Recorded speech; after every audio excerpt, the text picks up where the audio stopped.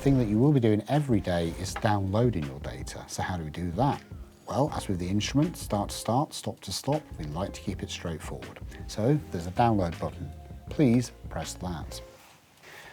Now I have 29 measurements on here. To download a measurement, all I need to do is click the measurement that I wish to download, and we would recommend that you tick the box that says open after download. Once you've ticked it once, that will remain ticked, and that just puts your measurement onto the screen straight away instead of you looking for it in the database.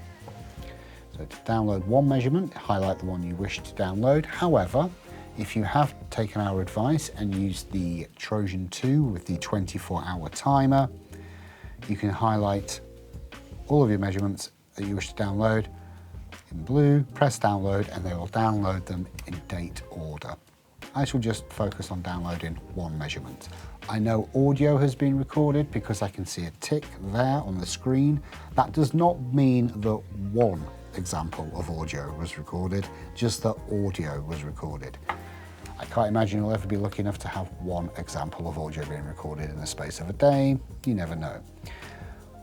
Now we want to mark up our measurement. So here, where it says create place, this is your data. You can mark it up however you wish, but we would suggest putting the council name in the place. In the person, we would suggest putting your name, as in the officer that installed the equipment. And depending on how vain you are, you can put a picture there of yourself. And every report you ever produce, a little picture of you will be attached to it.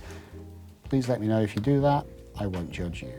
Project, we would suggest that you put the case reference number. You may wish to put the postcode of the property, but this is your data. However you wish to mark it up is correct. Ensure that that measurement is still highlighted in blue. We've already ticked open after download, and once you've ticked it once, it stays there permanently.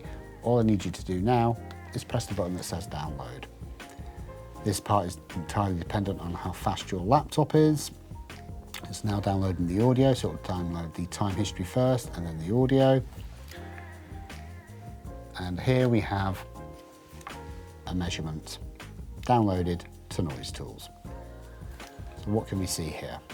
Well, we have our filing cabinet down here on the left.